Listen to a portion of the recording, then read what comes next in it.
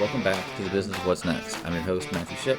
Before we jump into today's conversation, I wanted to mention that we experienced some technical issues during the original recording. The beginning of our interview didn't come through the way I hoped, so I want to take a moment and set the stage before we pick up where the conversation resumes.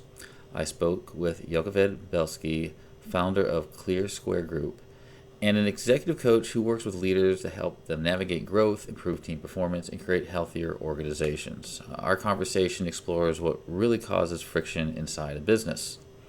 We talk about why clarity and boundaries are essential to effective leadership, how to recognize bottlenecks before they become major problems, and why the best leaders are constantly refining both themselves and their organizations.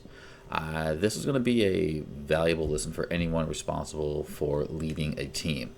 So let's go ahead and jump into the conversation with Yocheved.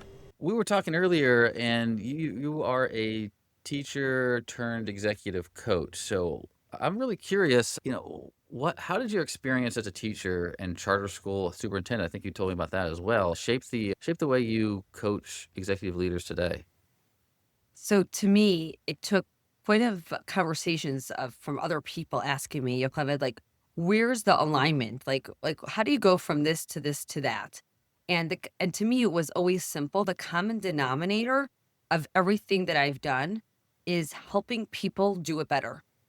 And whether that was teaching in my early career, being a classroom teacher, and helping students understand and learn and watching that amazement, and whether it's the work I do in any of my companies, it's helping the people do better, Mm-hmm. and being that point of service to help people do better and to do themselves for the communities that they service, for their teams, for their organizations. And so now in executive leadership, it's the same thing. It's okay, you're good at what you do, and how can you do it better? Mm-hmm. And it's the same skill and the same mindset that I'm using across the board. So, what kind of led you from there, from the teaching? Were you already like helping people out, leaderships, and you just said, "Hey, I'm already doing this. Maybe I should make something out of it." Yeah, exactly. That's what happened. It was happening naturally, Okay. by itself, organically.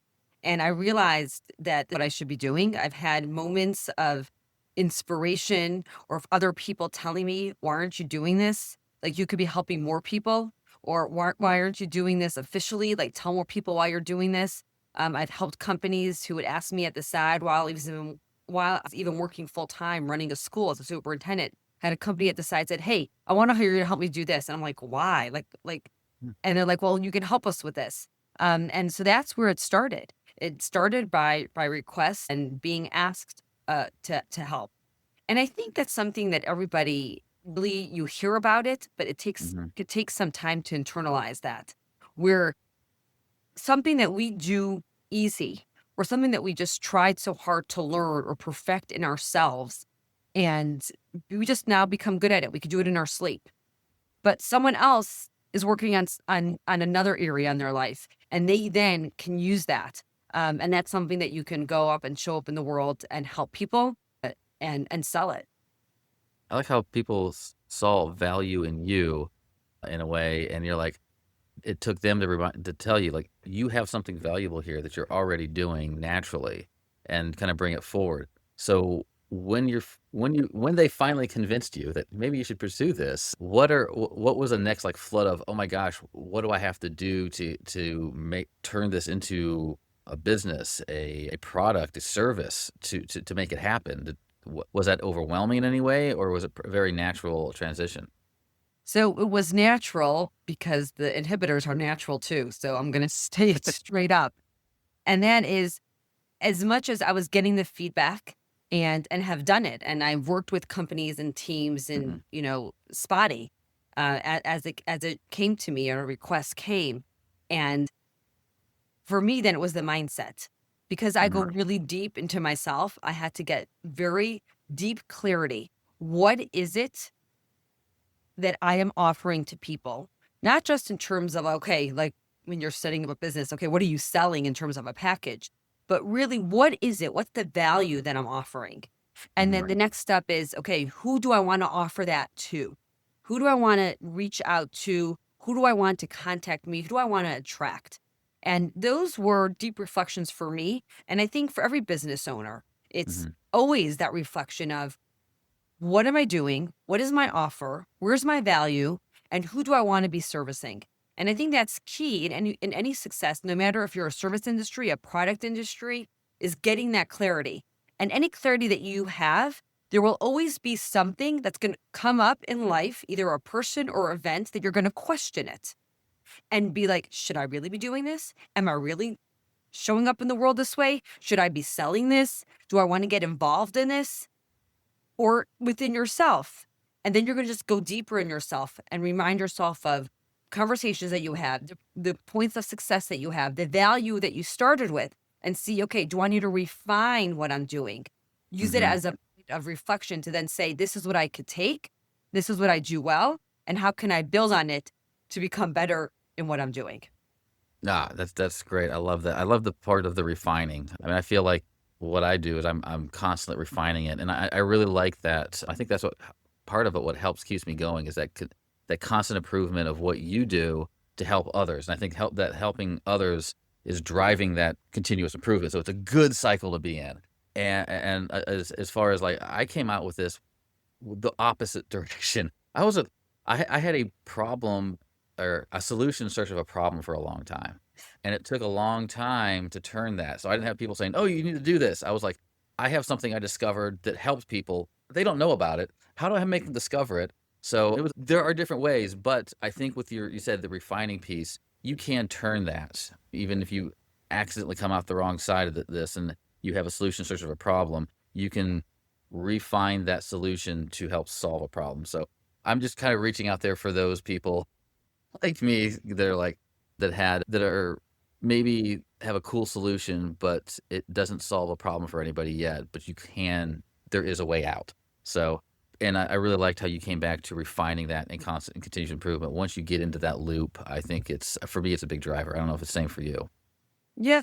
And I want to add, though, Matthew, that sometimes there isn't a market, right? Hmm. Many people can have a solution for a problem that's not yet clear, or not Yeah. enough people have that problem, or maybe they don't know enough people at that problem. And that's Yeah. really the struggle of anyone that's starting a business, um, or trying to grow a business. Is there enough people that have that to articulate that problem? You can have a Hmm. great solution, but if it's not needed, then it's not needed. It could be the best thing Yeah. since sliced bread. So Absolutely. that's one thing to keep in mind. And I think, we talk about refinement. It's always like that and like staying put, right? Like Hmm. anything that you're working on in life, either you're getting better at it or you're just going to lag behind. And I Hmm. think it's important as leaders that we recognize that in every area of our life. Are we getting better at it or we're just staying where we are? Think of a weight trainer. If you're always just staying with the same pound of weights, Yeah. then you're not building you're not gonna build your strength because 'cause you're just staying in the same place, and it's not gonna be any helpful anymore. But in order to grow it, you're gonna have to and adding on more pounds, and it's the same thing in anything, any skill that you wanna be better at, any character trait, anything that you wanna do, Hmm. any product that you're providing, any service that you're providing is, "Okay, how can we take it to the next level make it better so we're staying up in front?" Nancy, I'm curious in terms of if you would share more about, this, you said this, there was a solution that you have to the problem. Can you share with us the solution that you saw and then how you found the people with the problem? So the solution I found, the solution I was kind of discovering was when I was in a laboratory and there were pipeline managers, and a pipeline is basically the research comes into their pipeline, they manage the people through it till it leaves and goes to the next pipeline. And I was listening to some of the pipeline managers kind of grumbling about just some inefficiencies they were having and stuff. And at that time, I was kind of maybe suffering a little burnout. I was like, what do I like doing? And I really like that process improvement, protocol improvement, and I did it for myself in a kind of a visual manner. I'm really very visual learner, and I was like, well, what if I can try this just because I was searching for something to hold on to at that time with the managers, and I grabbed one of them that I knew and said, "Hey, I heard you were complaining about this. Can I get you for a half hour in one of these boardrooms with a whiteboard?" And I just told them, "Tell me what happens from your point of view of when the research enters your pipeline to all the way till it leaves, and forget you have SOPs. Just scrap your SOPs. And they did. And I just, and as I do it, I would sketch it, simple symbols, words, arrows, very, very few words. And I did it like 3 or 4 times with different people, and they never finished the full map of their process without running out of the room, fixing something, and running back in. They were noticing they were finding bottlenecks in the process they couldn't through their SOPs, or they didn't see until it was visualized up on the board. And or they'd bring somebody in and chat with them and say, "Hey, well, what's oh, so that's what you wanted me to do. It's taking me 3 months to figure this out," and I was fixing things. They were just fixing them themselves. I was simply a facilitator. I didn't even know what a facilitator was at the time, in aspects I do now. And that's where it all started for me. And then I kind of stepped out of the research and said, "Okay, I have this thing that was fixing a lot of stuff for a lot of people. I'm sure there's people out here that need this." So that's kind of where I came out the door the wrong side a little bit. But there is, just as much as you're serving your executive leaders, they have their own bottlenecks, they have their own setbacks, and sometimes they need somebody from the outside of the company to help unstick them. So I'd like to bring that back to you and say, how do you define a bottleneck as you see it, or what kind of bottlenecks do executive leaders come to you with? How do I define bottlenecks?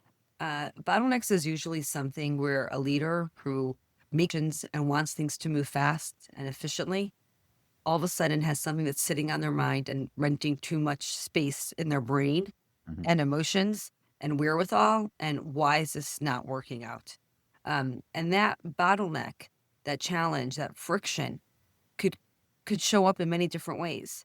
It could mhm, show up in some maybe decision making as a company on, the path that they're working for, looking to move forward. It could show up within team, a leader with some people on their team. The leader could be noticing it between team members. It could be happening with resources and processes. There's so many different ways. It could happen with external. It could mhm. happen with a client. And it's all of a sudden, like, what just happened? How did we handle this? And how could we clean this up? And so Okay. there's no shortage in ways that friction could show up in our Mhm. lives and our business, and having to be worked through.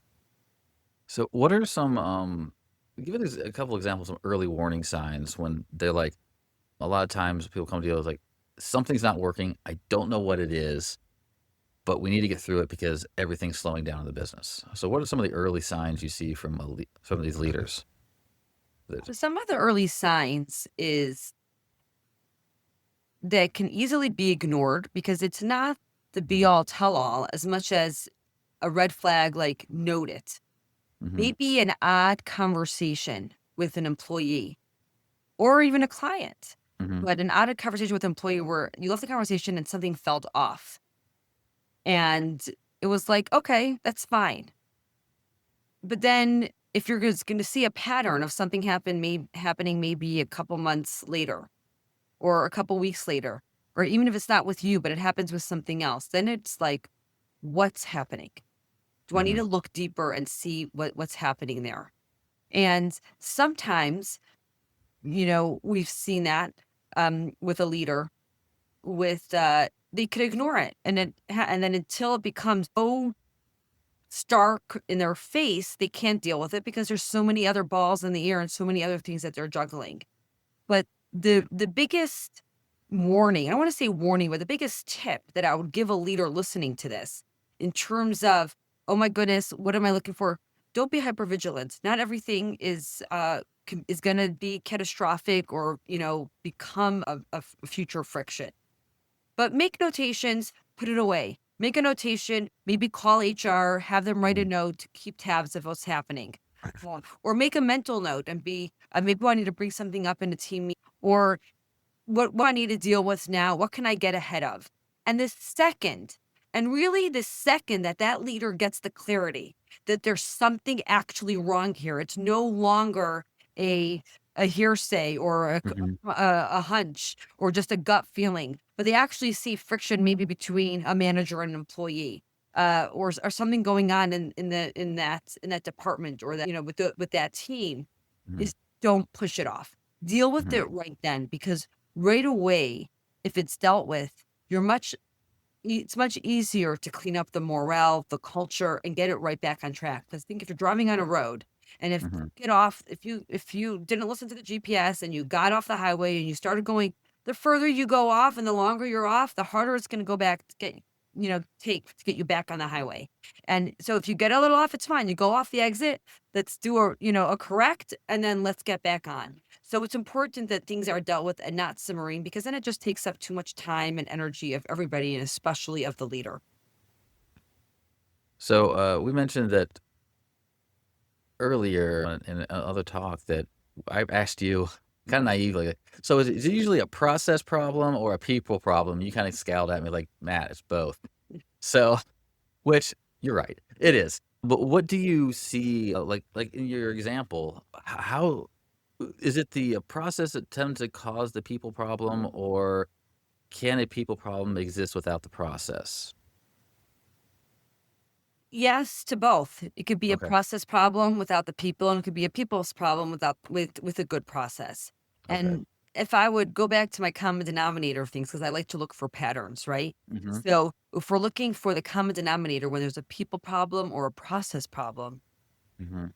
I think if we would look at it as a boundary problem, or Okay. not a boundary problem, but a boundary situation that needs to be dealt with. And it's usually because boundaries were not made, Hmm. fences and clarity wasn't created, Hmm. and therefore there's the ambiguity and people are going over their lane. So that same thing happens in process or with people, because if you have a good process and the people aren't following the process, that's a boundary situation. And you could have good people, but if the company as a leader, you didn't give them clear processes, then you didn't give them the boundary within how they're supposed to operate it. So Yeah. keeping it in mind, having the awareness of it, the key word here is boundaries. When there's boundaries for people and process, everyone knows where they were supposed to be and how to stay in their lane.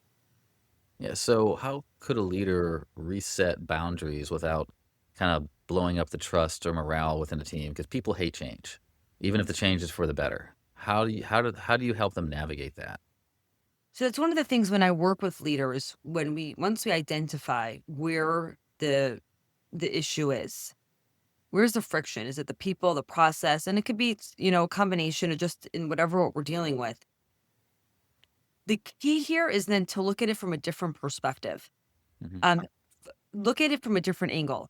And I was recently dealing with an exist where there was a people's problem. And it presented itself as a deep people's problem. And we pointed questions, figured out what the situation was in terms of the people. But then I went into the process and I asked the questions about the process. And once we clarified that the process wasn't as clear and the boundaries weren't as clear as we could Hmm. be, I shared with the executive on how to have that conversation with the people. Just by creating, as a company, you're creating a better process and you're creating better boundaries.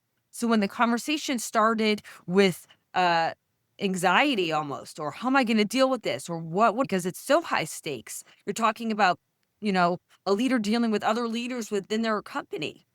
And there's a lot of impact and at stake here. But when we went through it and then coming full circle and saying, okay, but this was a process problem. So here's what Hmm. I need as the leader. This is what we're putting into place. Then it takes away any of the friction that could come up when you're dealing with people as trying to almost confront them of like, why did this happen? Or why did you say this? Or why that? It's Hmm. staying away from that and keeping it down to very practical. This is what needs to happen. This is what we're implementing. So you're going to be doing this and you're going to be doing this. And the two of you are okay. Interesting.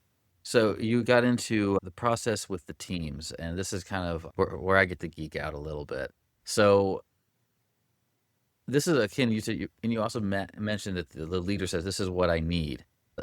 I've noticed that sometimes when I throw the leader back into a team role and say, "You are part of the team right now, and I'm going to make sure I facilitate this entire process for you," they can use like almost more than like 100% of their capacity on what they view as a challenge.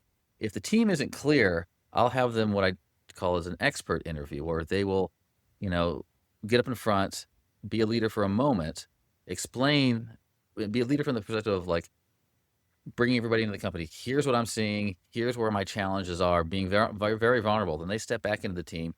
And then I have the team collectively, quietly generate what they see are the challenges. And this is often very either eye-opening or very humbling for the leader because now they see in a semi-anonymous way both perspectives, their perspective from the top down and their team's perspective from wherever they are in the chain of command. And it opens up a lot more definition of what the problem truly is. Hmm. Because I think sometimes a leader can have their own blinders on unintentionally for what they feel the problem is, and where there are other pieces underlying that they would have to take a lot more time discovering versus just, unless they were just straight asking the team, "Hey, what do you think? What do you think?" But that puts them in this role of like, "Well, I gotta say the right thing as the boss." Take them out of that. And from there, it's like I said, the humbling part is that they sometimes their idea is kind of left on the cutting room floor because all the other pieces that make that cutting room floor idea a problem, he realizes, oh, I can solve that if I just solve these three things. It Hmm. doesn't, so it's another way. And what I'm getting back to is how often does the leadership team play a role when you're coaching an executive leader? So what sounds like what you shared is that you're working a lot with the teams, and I love that approach of how you had everybody step out of their Hmm. day job and go into a different role to Yeah. experience the perspective of another teammate or another position. I think that's wonderful. I've worked with teams as a whole where I sit down with team members as an outsider, get their Hmm. perspectives, and we have a questionnaire and to get a full circle and then put together a synopsis of, is Hmm. this people issue? Meaning, is there something with the person, or like am I seeing patterns?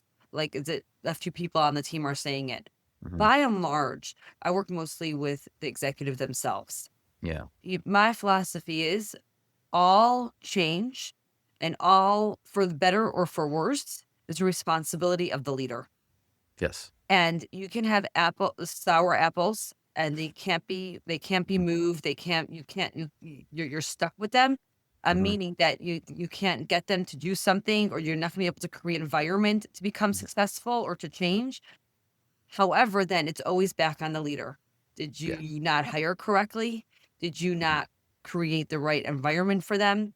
And I think that empowers the leader to step Mhm. into their leadership role and the responsibility that they Mhm. have for themselves, for the people that are working for them, and for the company that they're building, and taking that responsibility.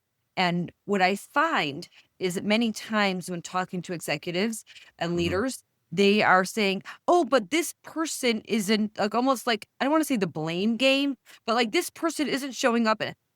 And then when we deep down, we could go deeper with that leader and say, "Okay, but kind of Mhm. questions. Did you make clear what you wanted? Mhm. How are they themselves accountable? How is the company Mhm. holding themselves accountable?" So there's you know what they say, change yourself and you've changed the world. And that can't be more true for a leader. For a leader to have the most functional organization, that's what they need to be doing, is really looking at themselves deep inside the mirror and saying, what can I do to impact other people? Absolutely, yeah. I think and you mentioned the sour apple. Sour apples always eventually expose themselves. It's just a matter of time, most of the time. And again, patterns, having a leader trained well to notice the patterns. And I think I definitely, when you mentioned that, I was like, "Oh, yeah, that's definitely the truth." Is like, this is earlier on, but you mentioned something is like, don't be hyper vigilant, but don't be hyper vigilant, but look for recurring instances, look for the patterns. I think that's and capturing those will tell a great story, without looking for it overall. And the evidence you collect is definitely a lot stronger, at least, and it gives you a focal point too. Yeah, absolutely. Yeah. Absolutely. So, I'm curious. We're talking a lot about leaders and leadership, and you've worked with many of them. Is there any kind of patterns? We're gonna tie all this together. Any kind of patterns you're noticing, or what kind of trends are you seeing that leaders aren't preparing for but should be?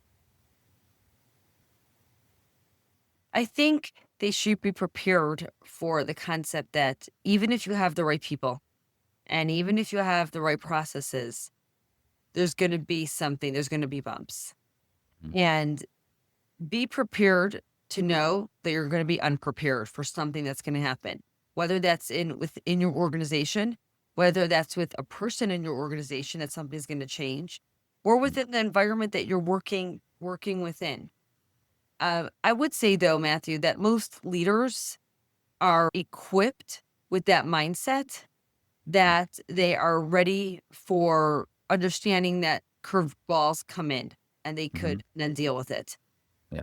The mistake that I've seen early on, which I have noticed in leaders, is what we said at the beginning, is then they just try to like, not want to say manipulate, but they push through it and try to get Right. it to be what it's not anymore. And the Mhm. key is to recognize at that point is you need to be looking at it from a different perspective, addressing it a different way, and seeing, okay, do we need to do something now? Okay, that's great. And finally, also, we talked a lot about how you worked with leadership and how you're improving that, and we also talked about continuous improvement and refinement. So, what is next for you over at Clear Square Group? What's next for that business, and where do you want to take it? So we at Clear Group, we have where we work. We have really two lines of business.